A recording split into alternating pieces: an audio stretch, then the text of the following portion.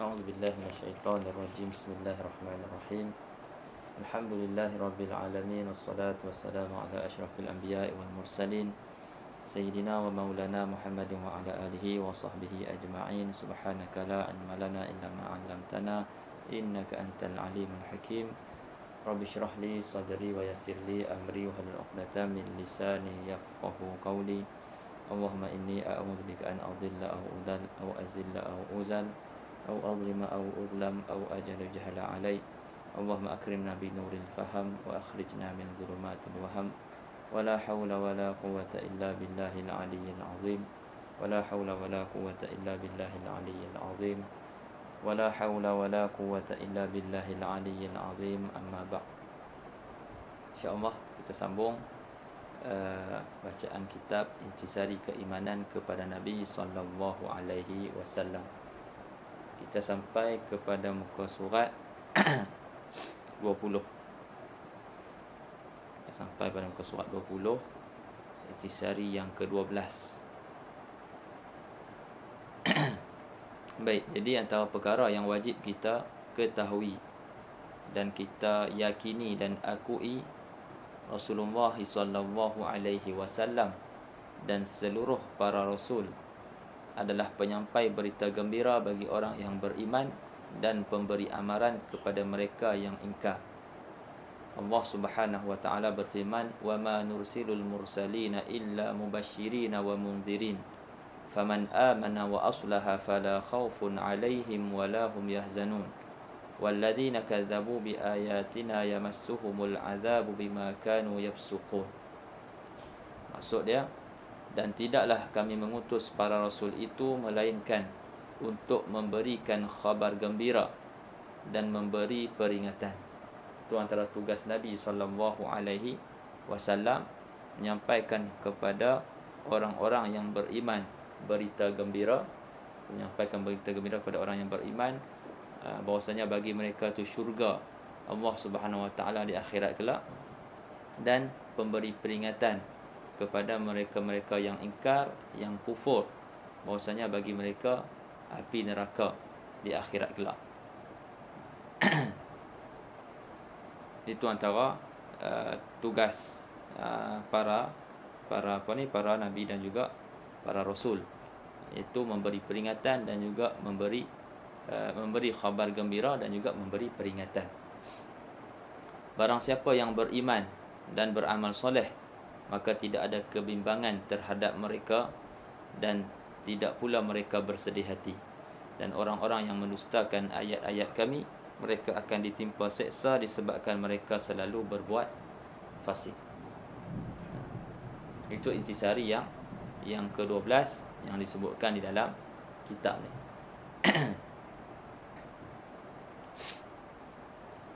Kemudian didatangkan sirah Ar-Rasul sallallahu alaihi wasallam. Sesudah ibunya wafat, baginda diasuh oleh datuknya Abdul Muttalib. Beliau sangat mencintai Nabi sallallahu alaihi wasallam melebihi cintanya kepada anak-anaknya sendiri. Ketika umur Nabi sallallahu alaihi wasallam 8 tahun, datuknya telah wafat. Baginda sallallahu alaihi wasallam diasuh pula oleh bapa saudaranya Abu Talib. Abu Talib menjadi penjaga dan pembela baginda sepanjang hayatnya sehinggalah beliau wafat ketika baginda berusia 50 tahun. Ini sedikitlah tentang sirah perjalanan kekasih kita Nabi Muhammad sallallahu alaihi wasallam. Kan, dia kehilangan bapa ketika masih lagi di dalam kandungan.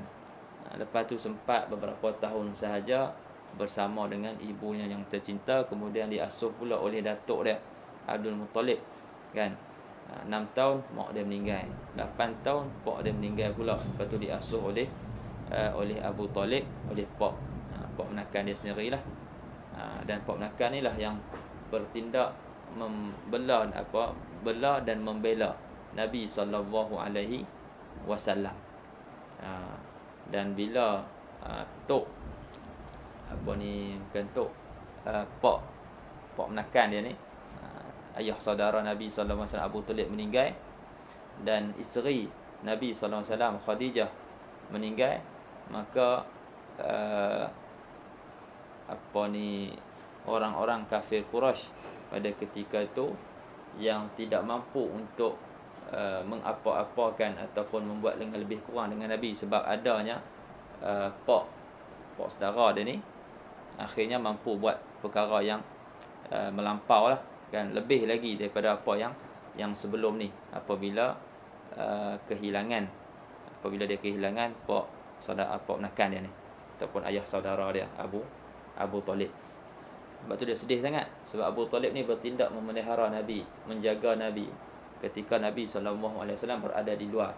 Adapun isteri Nabi itu adalah penenang kepada Nabi ketika mana di rumah. Tapi bila kedua-duanya meninggal, kan, jadi satu kesedihan yang amat sangat pada Nabi SAW. Sehinggalah akhirnya Allah SWT gembirakan Nabi dengan peristiwa Al-Isra wal Mi'raj.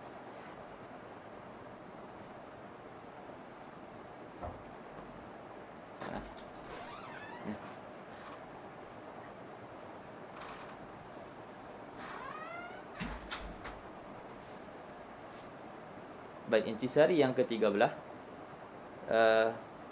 Intisari yang 13, Rasulullah SAW mengingatkan umat agar beriman dengan semua Rasul utusan Allah dan tidak membeza-bezakan di antara mereka dalam aspek keimanan. Ini beza kita dengan umat-umat yang sebelum ni. Kita umat Muhammad, kita beriman kepada semua Rasul, ke semua Nabi dan juga Rasul. Kita beriman dengan kesemuanya tanpa membeza-bezakan, iaitu kita tidak membezakan dari aspek keimanan. Bukannya kita kata Rasul ni kita beriman, Rasul ni kita tak beriman. Tak, kita umat Muhammad, kita beriman dengan semua Rasul.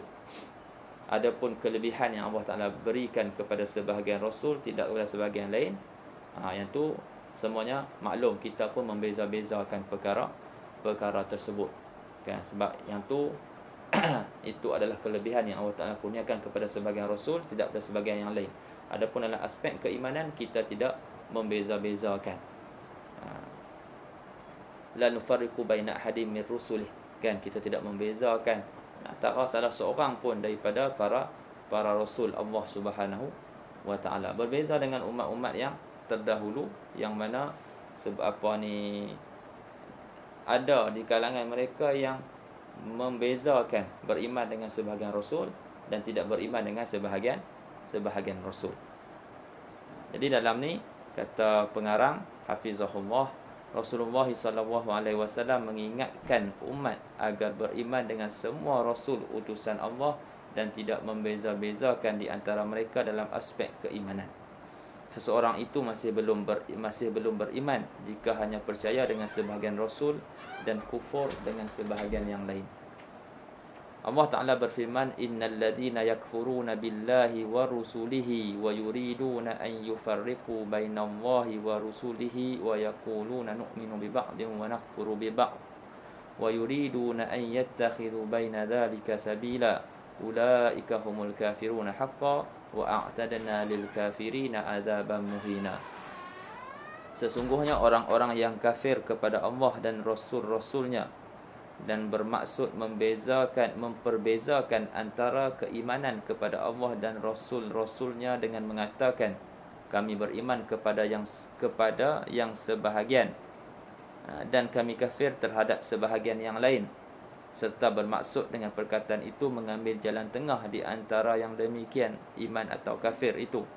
Mereka lah orang-orang yang kafir sebenar-benarnya. Kami telah menyediakan untuk orang-orang yang kafir itu siksaan yang menghinakan. Jadi macam orang Yahudi yang beriman dengan Nabi Musa, mereka tidak beriman dengan Nabi Muhammad dan juga Nabi Isa. Dan yang beriman orang Nasara yang beriman dengan Nabi Isa dan beriman dengan rasul-rasul yang sebelumnya, dia tidak beriman dengan Nabi Muhammad sallallahu alaihi wasallam. Orang Yahudi tadi dia beriman dengan rasul-rasul sebelum, tapi tak beriman dengan tak beriman pula dengan Nabi Muhammad, kan? Dan juga tak beriman dengan Nabi Isa. Dan orang Nasara pula beriman dengan Nabi Isa, dan juga rasul-rasul sebelumnya, tapi tidak beriman dengan Nabi Muhammad sallallahu alaihi wasallam. Kufur sebahagian dan beriman dengan sebahagian.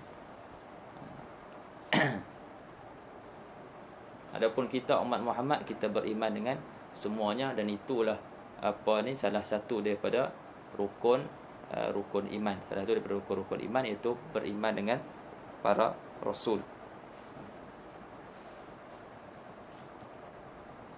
Jadi antara benda yang perlu kita tahu, mesti kita tahu, Rasulullah sallallahu alaihi wasallam dia dah ingatkan dah umat agar beriman dengan semua rasul utusan Allah dan tidak membeza-bezakan di antara para rasul dalam aspek keimanan. Syama'ilur Rasul. Baginda sallallahu alaihi wasallam sendiri yang memberi makan untanya, menyapu rumah, menjahit sandalnya dan menampal bajunya yang koyak. Jadi ada keadaan waktu dan ketika Nabi sallallahu alaihi wasallam dia buat kerja-kerja ni sendiri, sedangkan dia seorang rasul. Sebab tu Nabi ni dia contoh teladan yang baik. Tawaduknya dia, kan, dia sebagai seorang rasul, sebagai ketua negara, kan, sebagai ketua lah kepada sahabat-sahabat dan semua ni, tapi dalam masa yang sama dia buat kerja-kerja ni sendiri tanpa menyuruh orang lain, kan. Dalam peperangan pun dia turun, kan, dalam peperangan Khandaq macam mana Nabi sendiri bekerja. Ini semua menjadi contoh kepada kita umat Nabi Muhammad sallallahu alaihi wasallam. Bukannya seperti sebahagian orang yang kadang-kala dia rasa dia dah besar, dia tak layak buat kerja-kerja tu. Jadi itu hati dia ada masalah dah, kan. Hati dia ada masalah. Sebab tu hati kita ni perlu dibasuh, kan. Kadang-kadang bila kita berada di tempat yang tinggi, jadi kita rasa macam benda-benda hak bawah-bawah ni macam satu kehinaan kepada kita. Jadi hak tu dia kena cuci diri dia lah. Begitu juga orang yang selalu dapat banyak pujian, kan, dapat pujian, sanjungan. Jadi dia rasa dia besar lah, kan. Jadi orang yang ikhlas dalam melakukan apa saja, dia pujian dan hinaan, celaan tu sama je di sisi dia. Kalau kita boleh duduk macam tu, hebat lah, kan. Pujian dan hinaan sama. Orang puji kita tak terbang tinggi, kan. Kalau orang hina pun kita tidak jatuh, kan. Kita tahu semuanya daripada Allah Subhanahu Wa Taala. Hebat kita macam mana pun, mahir kita macam mana pun, pandai kita macam mana pun, semua tu kalau Allah Taala tak izin, maka kita tak boleh dapat semua perkara tersebut. Sebab tu akhir sekali dia akan nampak semuanya Allah Subhanahu Wa Taala. Jadi sekali lagi kita baca, baginda sallallahu alaihi wasallam sendiri yang memberi makan untanya, menyapu rumah, kan, menjahit sandalnya dan menampal bajunya yang koyak. Nampak, kan. Jadi contohlah kepada suami-suami juga, kan, ataupun bakal suami, bantu kerja isteri. Walaupun isteri yang banyak mengemas rumah, mengurus rumah, jadi dalam masa yang sama kita ni bantu meringankan beban. Tidaklah kita tinggal semua, kan, saling bekerjasama, kan, antara pasangan. Itu mengharmonikan lagi lah rumah tangga tu. Baik, yang ke-14, intisari yang ke-14, perkara yang wajib kita tahu, kita yakini dan akui, yang disebut dalam kitab ni. Dia kata wajib mentaati Rasulullah sallallahu alaihi wasallam. Jadi mentaati baginda dalam semua suruhan dan tegahan adalah ketaatan kepada Allah Subhanahu Wa Taala. Jadi taat Nabi bukanlah satu pilihan. Taat Nabi adalah satu kewajipan. Begitu juga mencintai Nabi, kan, mencintai Nabi sallallahu alaihi wasallam bukannya satu pilihan, tetapi ia satu kewajipan. Dan ia adalah bukti cinta kita kepada Allah Subhanahu Wa Taala. Yang mana Allah Taala sebut di dalam Al-Quran, siapa yang taatkan Allah, maka dia sesungguhnya dia telah taat mentaati Allah. Siapa yang telah taat kepada Rasul sallallahu alaihi wasallam, siapa yang mentaati Rasul, maka dia telah mentaati Allah Subhanahu wa taala. Dan dalam ayat yang lain, qul in kuntum tuhibbunallaha fattabi'uni. Allah Taala kata, suruh Nabi beritahu dekat orang-orang yang cakap ni kami cintakan Allah. Nabi ni tak apalah, kan, kami cintakan Allah dah, tak perlu ikut Rasul. Allah Taala suruh bagi tahu, kata kalau sekiranya kamu benar-benar cintakan Allah Taala, maka ikutlah aku. Kena ikut Nabi, kan? Ikut Nabi itu adalah bukti cinta kepada Allah Subhanahu wa taala.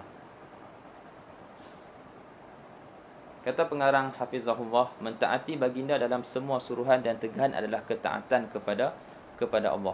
Man yuti'ir rasula faqad ata'a Allah wa man tawalla fama arsalnaka 'alaihim hafizah. Barang siapa yang mentaati Rasul itu, sesungguhnya ia telah mentaati Allah. Dan barang siapa yang berpaling dari ketaatan itu, maka kami tidak mengutusmu untuk menjadi pemelihara bagi mereka. Kan? Jadi Nabi bukan diutuskan untuk jaga mereka, jaga daripada buat kesalahan semua. Tak, tugas Nabi menyampaikan, kan? Tugas Nabi menyampaikan. Jadi tugas kita pun sama jugalah, kita menyampaikan. Kita nak jaga seorang-seorang, nak elakkan mereka daripada buat kesalahan. Yang tu kita tidak dibebankan, ditaklifkan dengan perkara-perkara tersebut. Jadi tugas kita menyampaikan. Hidayah tu milik Allah Subhanahu wa taala. Jadi kita doakan kepada orang yang diberikan pesanan. Kita doa supaya dia dapat petunjuk. Sebab kadang-kadang orang yang buat maksiat, orang yang buat jahat ni, kadang-kadang dia tahu. Dia tahu, kata dia, apa yang dia buat tu jahat. Dia tahu dia sebagai seorang Muslim. Dan apa yang dia buat tu jahat. Dan dia teringin nak berubah, tapi dia masih lagi dikuasai oleh nafsu syahwat dia. Sehingga kan dia tidak mampu untuk berubah kepada kebaikan. Tapi ada satu kesedaran tu, itu dah cantik lah. Kita berharap orang tu akan terus lagi ke depan dan berani berubah.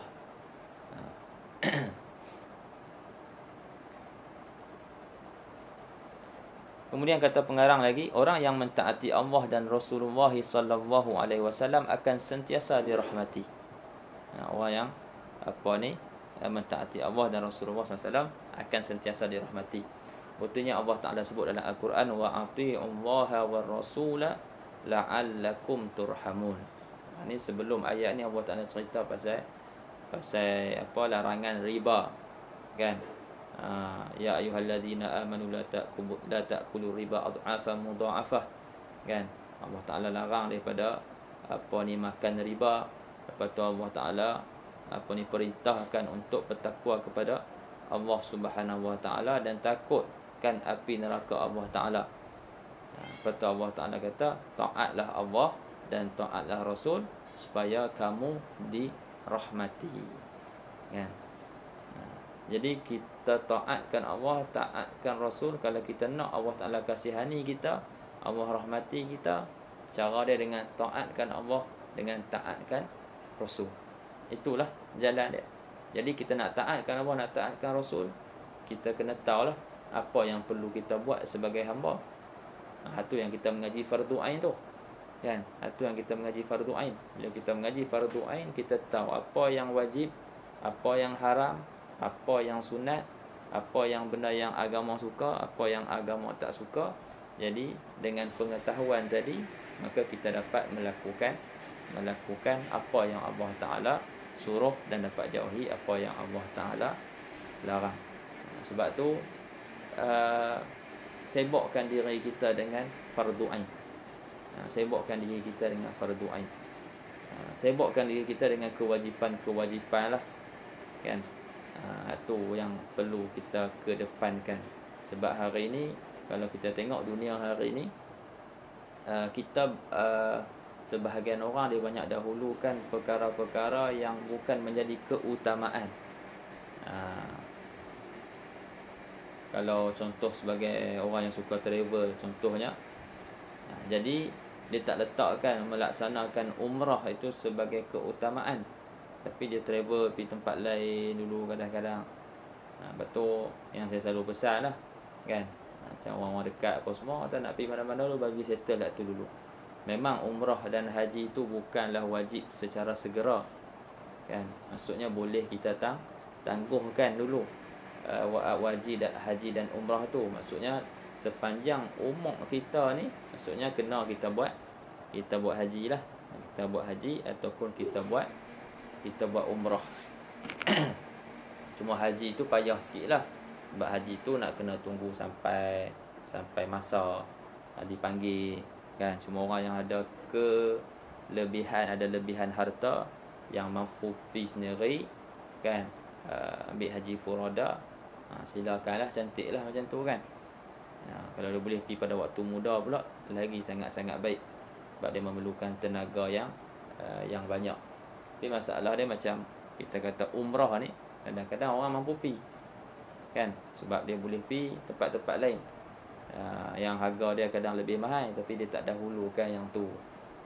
Betulnya yang itulah yang seeloknya, yang baiknya, yang perlu diutamakan. Kita lepaskan fardu ain kita. Dah ada kemampuan, kita boleh pergi. Jadi banyaklah. Begitu juga dalam pengajian. Kadang-kadang kita utamakan ilmu-ilmu yang bukan fardu ain ke atas ilmu fardu ain.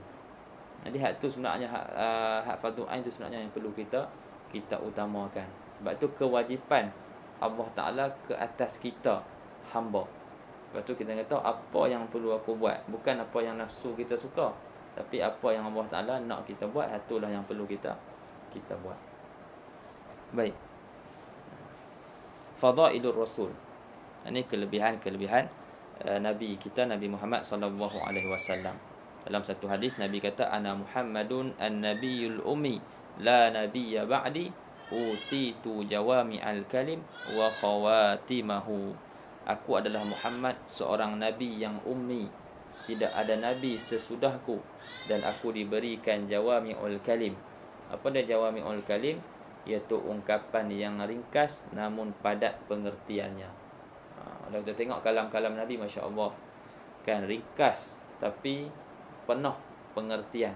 Bila disyarahkan tu dapat disyarahkan dengan lembaran-lembaran kertas yang banyak, kan, tapi ringkas sahaja perkataan Nabi SAW. Ada juga hadis-hadis yang panjang, kan. Panjang tu pun kalau nak disyarahkan memang lagi panjang lah. Hak pendek ni pun panjang dah. Hak tu hak panjang pula. Sebab penuh makna. Itu antara kelebihan yang Allah Ta'ala bagikan kepada Nabi kita, Nabi Muhammad sallallahu alaihi wasallam. Dan Nabi ummi, dia tidak pandai membaca. Ummi tidak pandai membaca dan menulis. Itu satu kelebihan buat Nabi, kan. Keadaan Nabi yang ummi adalah satu kelebihan buat Nabi. Tapi umat dia, kan, untuk umat dia akan jadi satu keaiban lah, kan. Jangan ingat Nabi pun ummi, dia tak boleh kata macam tu. Nabi walaupun dia ummi, itu adalah satu kelebihan buat dia. Disebabkan dia ummi lah, orang musuh-musuh dia tidak boleh nak menuduh dia dengan tuduhan-tuduhan. Nabi ini dah baca kitab-kitab lama, Nabi ada kata baca kitab-kitab terdahulu, kan,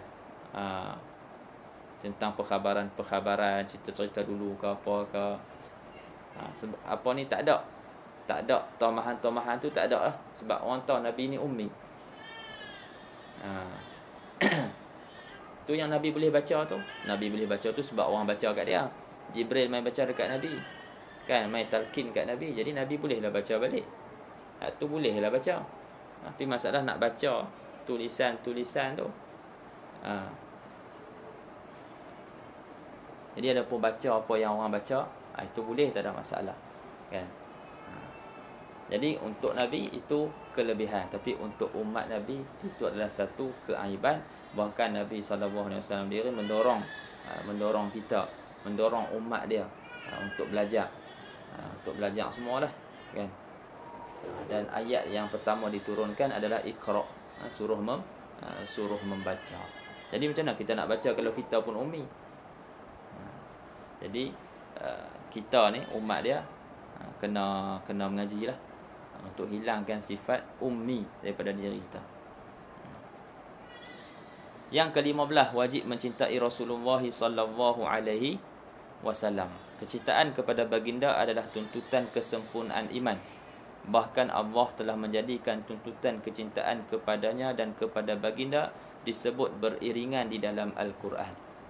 Allah Ta'ala berfirman, "Qul in kana aba'ukum wa abna'ukum wa ikhwanukum wa azwajukum wa ashiratukum wa amwalun iqtaraftumuha wa tijaratun takhshawna kasadaha wa masakinu tardawnaha ahabba ilaikum minallahi wa rasulih wa jihadin fi sabilihi fatarabbasu hatta ya'tiyallahu bi amrih wallahu la yahdil qaumal fasiqin."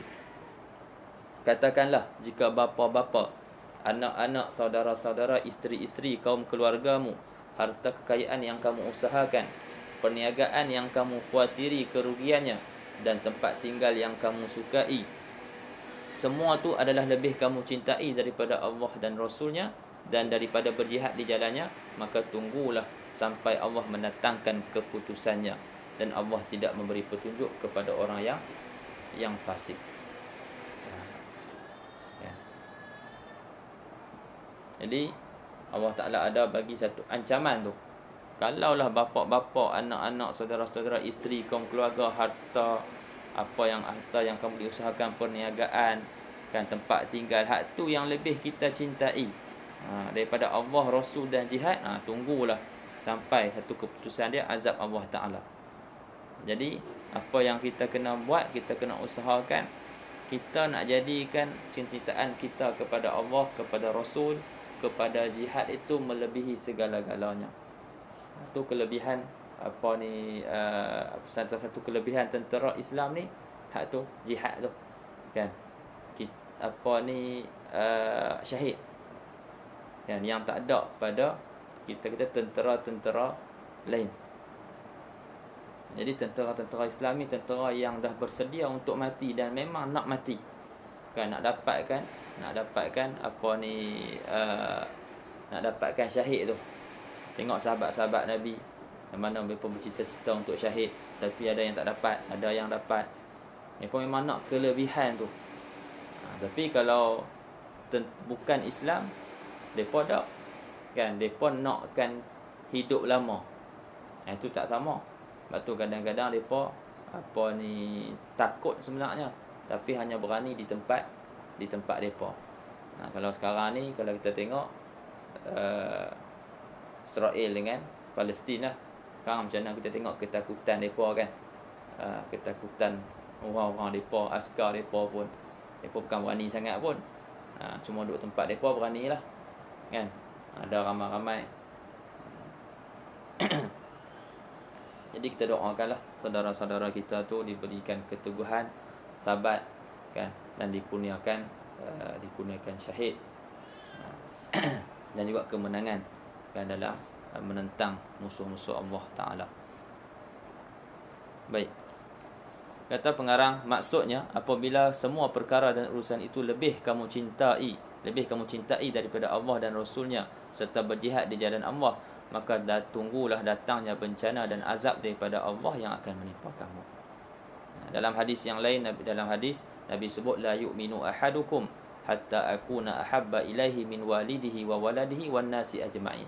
Tidak sempurna iman seorang kamu sehinggalah dia lebih mencintai aku daripada kedua orang tuanya, anaknya dan manusia keseluruhannya. Kan, maksudnya tidak sempurna iman, tidak beriman maksudnya tidak sempurna iman seseorang tu. Jadi kesempurnaan iman adalah dengan mencintai Allah Ta'ala, mencintai Rasul lebih daripada segala-galanya. Dan ini kita boleh lihat pada sahabat-sahabat Nabi SAW yang lebih sayangkan Nabi daripada segala-galanya dan daripada nyawa sendiri. Ini dibuktikan oleh sahabat-sahabat lah.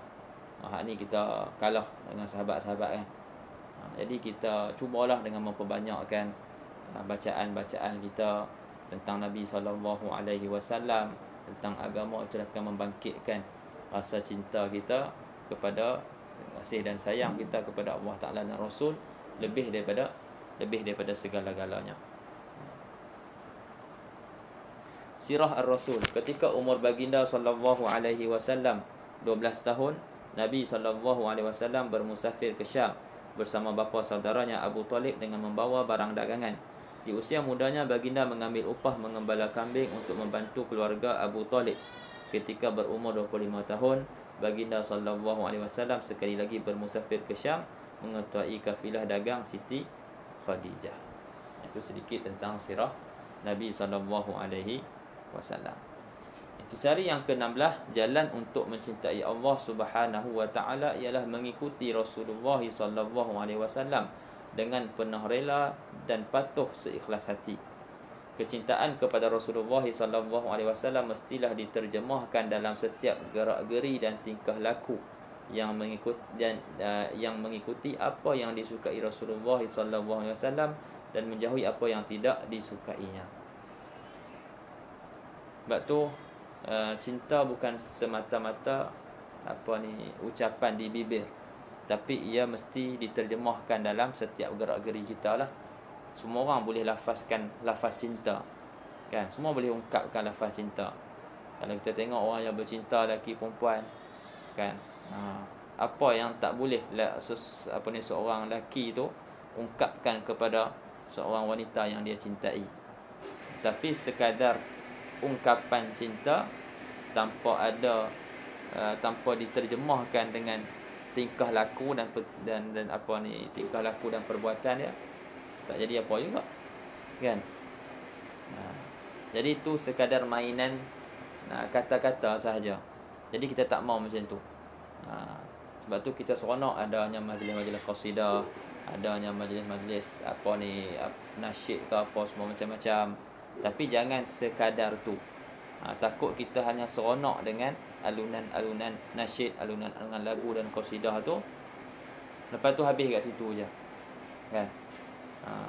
Tapi kita nak benda itu, kecintaan kita tu diterjemahkan dengan orang kata apa, ittiba' Nabi sallallahu alaihi wasallam, dengan ikut Nabi sallallahu alaihi wasallam, buat apa yang Nabi suka dan jauh apa yang Nabi tidak suka. Kita buat perkara-perkara yang Nabi suruh, perkara-perkara sunnah, walaupun sekecil-kecil sunnah.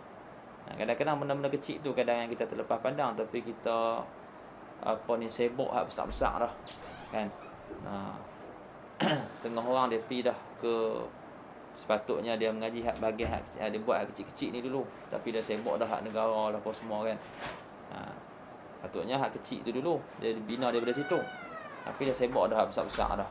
Akhirnya hak kecil-kecil ni terabai.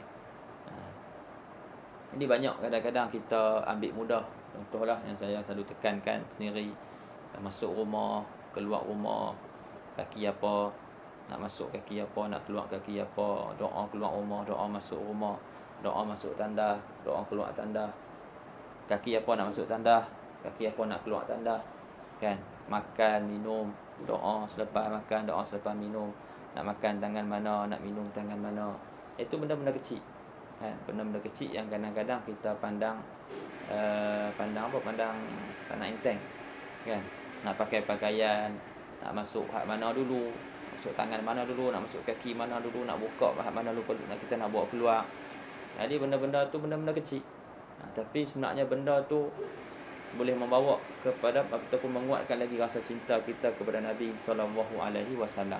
Dengan kita buat dan kita hadirkan dalam diri kita, inilah yang Rasulullah buat, dan aku buat macam mana yang Rasulullah sallallahu alaihi wasallam buat. Dan satu lah, kita berperingkat-peringkat. Berperingkat-peringkat. Itu kita minta untuk kita dapat ikut Nabi dari segi perkataan, dari segi perbuatan, dari segi ibadat, semua sekali, kan? Allahumma rzuqna mutaba'atan Nabi sallallahu alaihi wasallam, kan?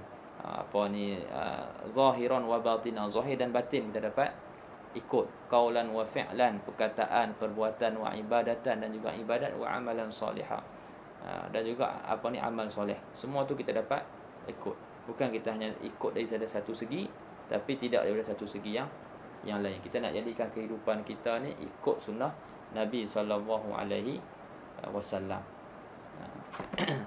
Itu yang kita sebut hari tu awal-awal, iaitu kita nak hidup bersama dengan Rasulullah sallallahu alaihi wasallam.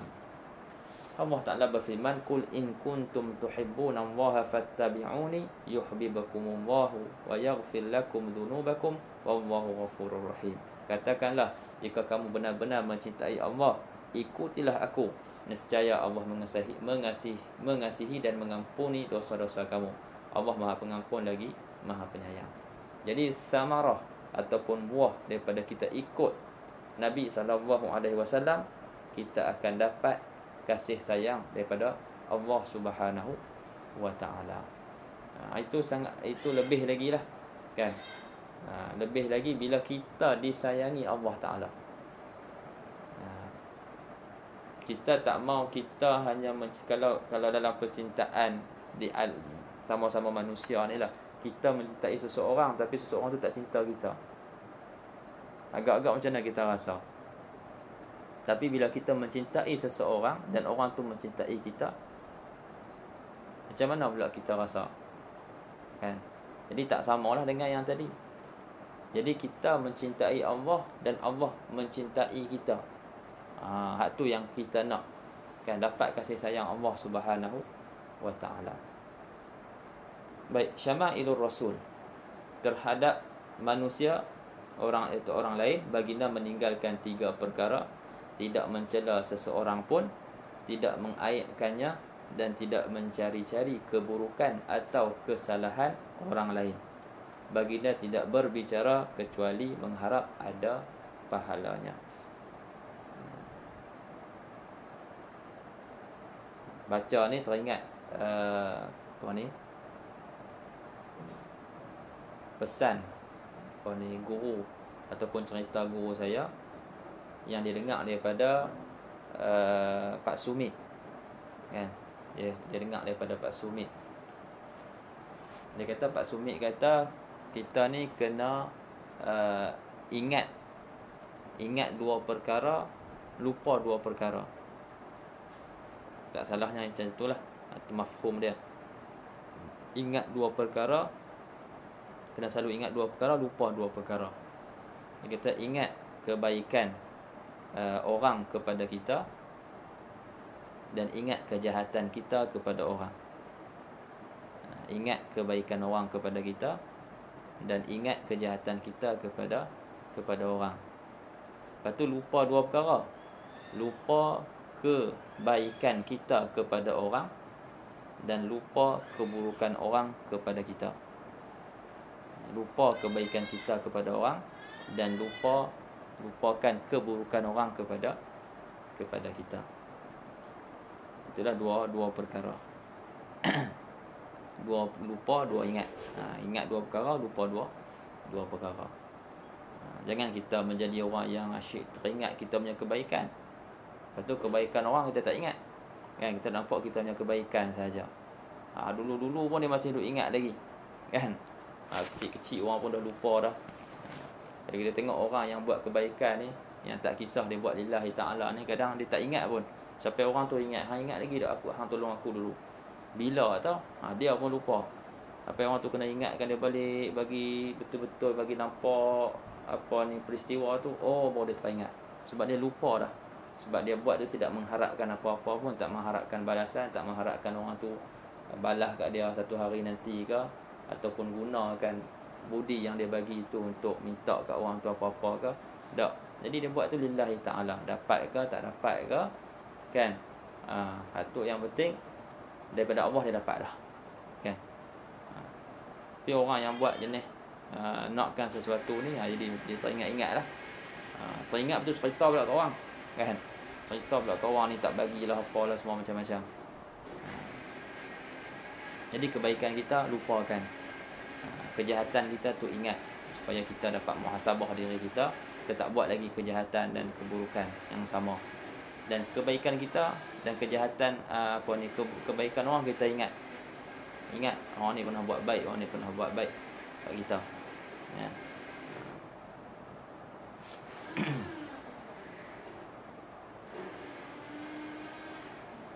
Baik, habis itu. Kemudian kata pengarang lagi, kemanisan iman dicapai dengan mencintai Allah dan Rasulullah sallallahu alaihi wasallam. Nabi bersabda dalam satu hadis, salasun man kunna fihi wajada halawatal iman an yakuna Allah wa rasuluhu ahabba ilaihi mimma siwahuma wa an yuhibbal mar'a la yuhibbuhu illa lillahi wa an yakraha an ya'uda fil kufri kama yakrahu an yuqdhafa finnar. 3 perkara, sesiapa yang ada padanya nescaya dia akan mendapat kemanisan iman. Pertama, Allah dan Rasulnya lebih dicintai daripada sesuatu selain keduanya. Dan kedua, dia mengasihi seseorang, tidak dikasihinya orang itu melainkan kerana Allah. Kan? Dalam hadis yang lain Nabi kata 7 golongan kan, yang dapat naungan Allah SWT di akhirat kelak, hari yang tidak ada naungan kecuali naungan Allah. Salah satunya Nabi sebut orang yang orang yang berpisah, dan juga orang yang berpisah, bertemu dan berpisahnya kerana Allah. Kan, 2 orang yang bersaudara bertemu dan berpisahnya kerana Allah Subhanahu wa taala. Benci marah dia kerana Allah Subhanahu wa taala, bukan kerana orang lain. Nabi SAW kalau bab berkaitan diri dia buat tak tahu lagi. Tapi kalau berkaitan dengan syariat, dia adalah orang yang pertama yang akan bangkit mempertahankan. Tak kira siapa.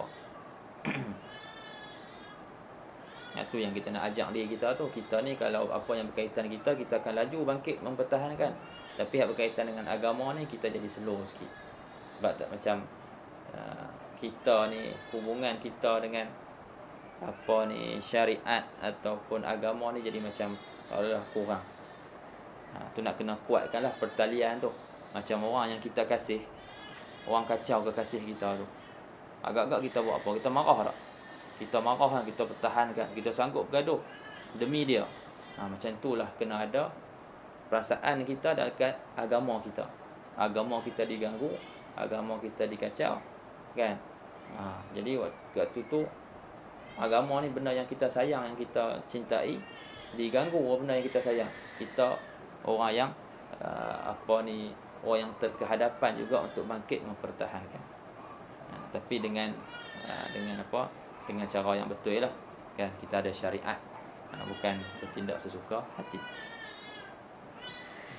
Dan yang ketiga, dia tidak suka kembali kepada kekufuran, seperti mana dia tidak suka dirinya dicampakkan ke dalam api neraka. Yang ke-17, baginda diutuskan untuk membersihkan amalan-amalan syirik dan maksiat. Baginda telah menyampaikan ajaran Islam dan mengajar kandungan kitab suci Al-Quran dan ilmu-ilmu yang belum diketahui sebelumnya, sehingga ajaran itu menjadi penawar buat ummah. Allah Ta'ala berfirman, kama arsalna fikum rasulan minkum yatlu alaikum ayatina wa yuzakkikum wa yu'allimukumul kitaba wal hikmah wa yu'allimukum ma lam takunu ta'lamun. Sebagaimana kami telah menyempurnakan nikmat kami kepadamu, kami telah mengutuskan kepada Rasul, iaitu Muhammad, di antara kamu yang membacakan ayat-ayat kami kepada kamu dan mensucikan kamu dan mengajarkan kepadamu Al-Kitab dan Al-Hikmah, iaitu sunnah Nabi SAW, serta mengajarkan kepada kamu apa yang belum kamu ketahui. Jadi Nabi SAW itu antara yang dia buat, dia bacakan ayat-ayat Allah Ta'ala, dan juga dia membersihkan sahabat-sahabat Nabi, kan, yang sebahagiannya dulu dalam kekufuran, dulu dalam kejahilan. Jadi Nabi keluarkan semua tu daripada kekufuran kepada Islam, daripada kegelapan kepada cahaya, kan, bersihkan daripada syirik dan bersihkan daripada sifat-sifat dan akhlak-akhlak yang buruk, daripada hati-hati yang kotor. Semua tu dibersihkan dan diajarkan Alkitab. Itu antara sifat Nabi adalah mengajar, kan. Jadi setengah orang dia tak mau mengajar. Tak, kena ada, kan, kena ada man sifat tu. Ajak apa yang dia tahu, kan. Nabi mengajarkan Alkitab dan juga Al-Hikmah, dan mengajarkan sahabat-sahabat apa yang dahulunya mereka tidak ketahui. Ada kelebihan lah, ada kelebihan orang yang mengajar ni. Jadi takat mana yang kita boleh, kita ajak apa yang kita tahu. Balighu anni walau ayah. Fadailur Rasul. ana sayyidu waladi Adam yaumal qiyamati wala fakhra wa biyadi liwaul hamdi wala fakhra. Ini yang saya sebut hari itu kan, yang Nabi sebut, aku adalah penghulu anak Adam pada hari kiamat kelak. Dan Nabi sebut tu tanpa ada rasa bangga. Cuma Nabi nak bagi tahu itu kewajipan dia untuk sampaikan. Allah Taala suruh sampaikan, dia sampaikan. Dan kata Nabi SAW, di tanganku lah panji kepujian tanpa ada juga kebanggaan. Iaitu menyebutnya bukan untuk bermegah.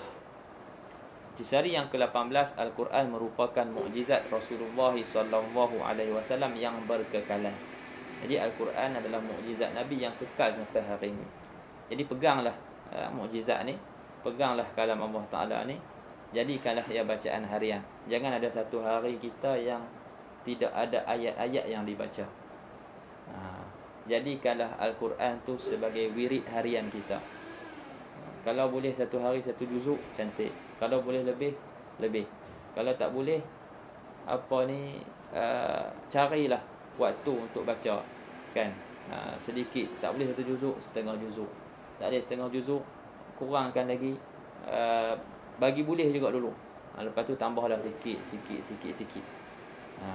Janganlah ada satu hari kita tak membaca kalam Allah Subhanahu Wa Taala. Kita boleh berbicara dengan kawan-kawan ada masa, tapi dengan Allah Subhanahu Wa Taala tidak ada masa untuk kita membaca Al-Quran. Ya.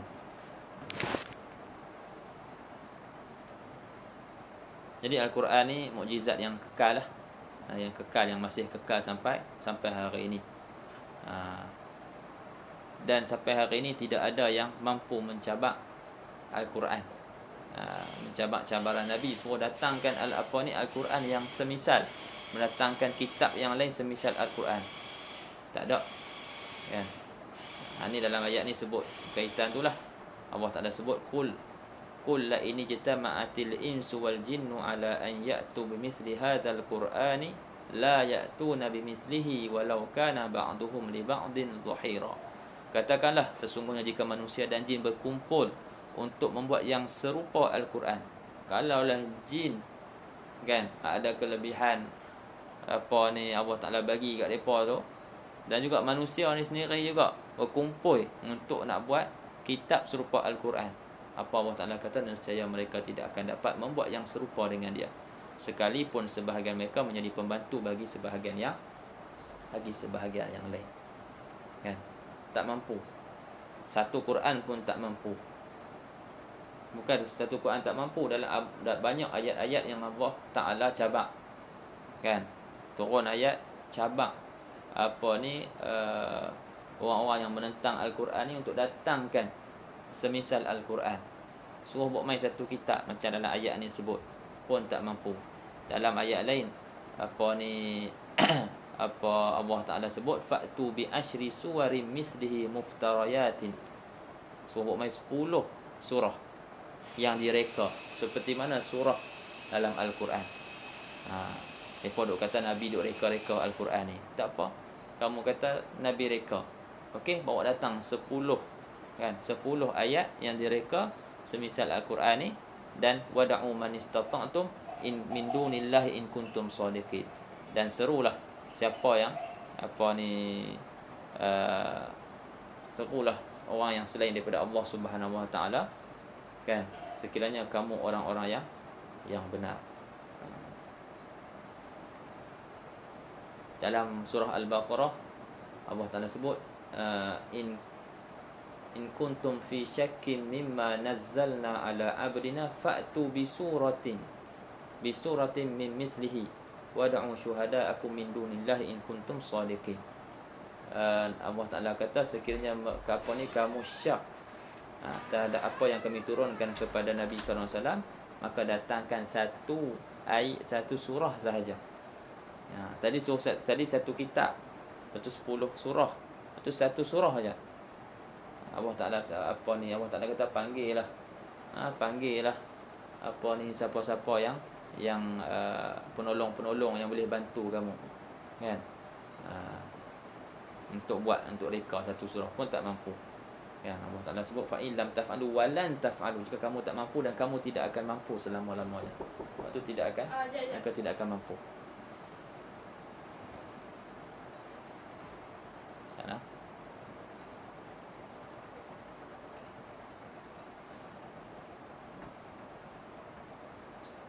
Pakai dulu.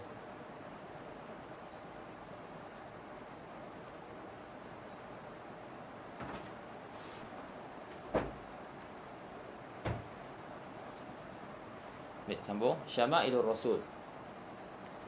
Abu Hurairah radhiyallahu taala anhu menyatakan, aku tidak pernah aku melihat seseorang yang tampan setampan Rasulullah sallallahu alaihi wasallam, seumpama matahari beredar di wajahnya itu berseri-seri, dan tidak pernah aku melihat seseorang yang lebih cepat jalannya daripada Rasulullah sallallahu alaihi wasallam, seumpama bumi dilipatkan untuknya. Kami sudah berusaha mempercepatkan langkah untuk berjalan secepat itu, sedangkan baginda bersahaja tidak kepenatan. Yang ke-19, Rasulullah sallallahu alaihi wasallam menerima Al-Quran dengan rahmat dan kasih Allah. Allah Ta'ala berfirman, "Wa ma kunta tarju an yulqa ilaikal kitabu illa rahmatan min rabbik, fala takunanna zahiran lil kafirin." Dah tahan. Tahan mari.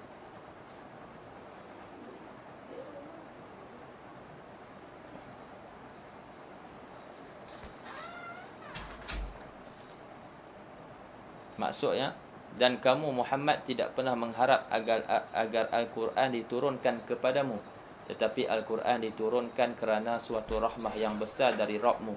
Sebab itu janganlah sekali-kali kamu menjadi penolong bagi orang-orang kafir. Siratul Rasul, kehidupan baginda sebelum wahyu.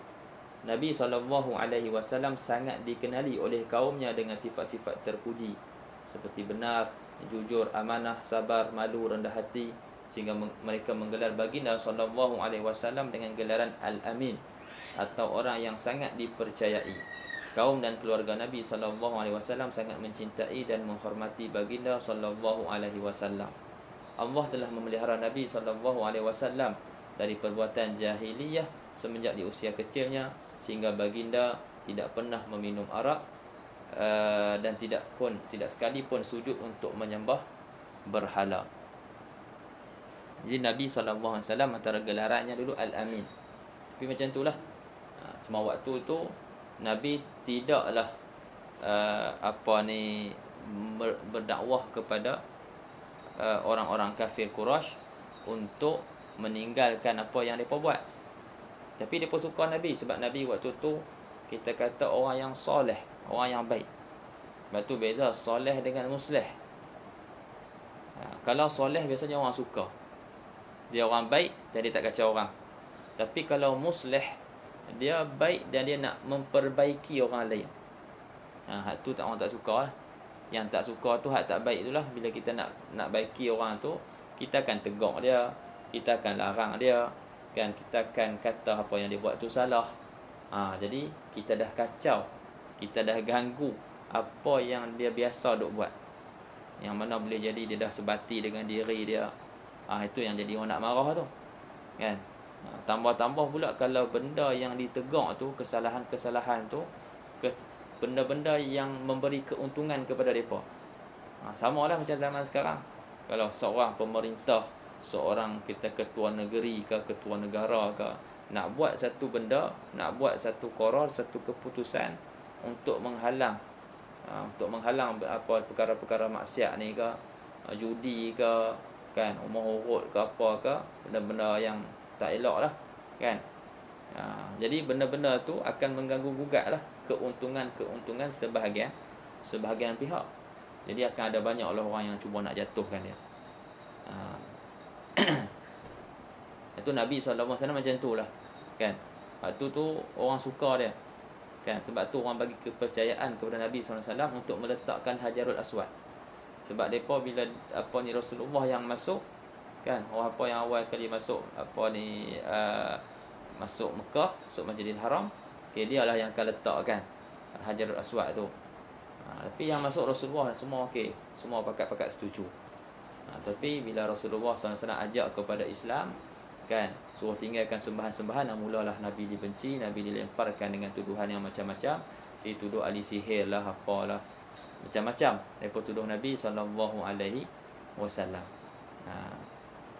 Jadi kalau berlaku kat kita pada hari ni, orang cakap macam-macam tu, biasalah tu. Kan, Nabi yang tak ada dosa pun kena macam-macam. Kan. Jadi kita hari ni siapa nak dibandingkan dengan Nabi SAW.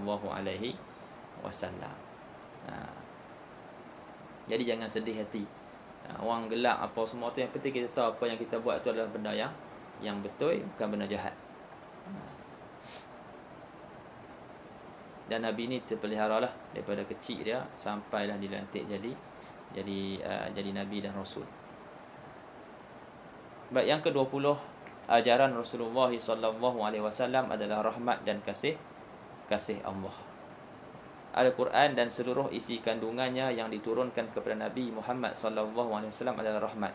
Ia adalah peringatan dan pengajaran langsung dari Allah buat umat manusia agar selamat di dunia dan akhirat. Allah Ta'ala berfirman, awalam yakfihim anna anzalna alaikal kitaba yutla alaihim inna fi dhalika la rahmatan wa dhikra liqaumin yu'minun. Dan apakah tidak cukup bagi mereka bahwasanya kami telah menurunkan kepadamu Alkitab, iaitu Al-Quran, sedang dia dibacakan kepada mereka. Sesungguhnya dalam Al-Quran itu terdapat rahmat yang besar dan pelajaran bagi orang-orang yang beriman. Kemudian syama'ilur Rasul, sesungguhnya Allah Subhanahu wa taala telah mewajibkan untuk berbuat baik atas segala sesuatu. Jika kalian membunuh, maka bunuhlah dengan cara yang baik. Jika kalian menyembelih, maka sembelihlah dengan cara yang baik. Dan hendaklah salah seorang dari kalian menajamkan pisaunya ketika hendak menyembelih dan menyenangkan sembelihannya. Dia tengok Nabi ajak umat dia untuk melakukan kebaikan, untuk bersifat ihsan, walaupun ketika membunuh. Walaupun ketika membunuh. Sebab kita membunuh bukan membunuh kerana nafsu kita. Kita membunuh bukan kerana syahwat kita, tapi kita bunuh kerana Allah. Ya, kita membunuh kerana Allah. Kita berperang dan kita membunuh musuh-musuh Allah, kita bunuh kerana Allah. Jadi nak bunuh tu dengan cara yang terbaik. Kan, perbaiki cara bunuh kita. Idza qataltum fa ahsinul qitlah wa idza dhabhtum fa ahsinuz dzibhah. Hadis dia kan, dalam hadis 40 ada. Jika kalian membunuh, maka bunuhlah dengan cara yang baik. Bukannya cara-cara yang setengah orang buat seksa lah, macam-macam lah semua kan. Buat sampailah kawan tu mati. Islam dia tak ajak macam tu lah kan. Hatta dalam membunuh binatang sekalipun, dia kena bunuh dengan cara yang baik. Disuruh untuk tajamkan pisau supaya binatang tu tidak terseksa dengan sembelihan yang kita buat. Ini cepat putus kan, urat halkum dan juga urat marik itu. Jadi orang yang sembelih tu dia kena hafal lah. Dia boleh hafal hadis ni, ingat selalu kan. Supaya dia memperbaikilah cara sembelihan dia, supaya dia dapat buat ihsan kepada binatang. Wallahu ta'ala a'lam. Cukup sampai situ malam ni. Kita sambung nanti lagi satu kelas Jisari yang ke-21.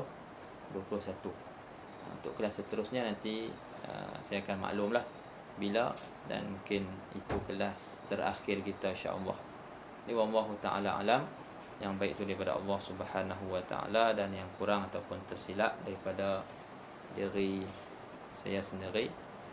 Kita tutup dengan tasbih kafarah dan suratul As. Subhanakallahumma bihamdik, asyhadu an la ilaha illa anta, astaghfiruka wa atubu ilaik. Bismillahirrahmanirrahim. Wa ra'sina insana fi khusr illa alladziina aamanu wa salihat wa tawassaw bil haqqi wa tawassaw bis sabr.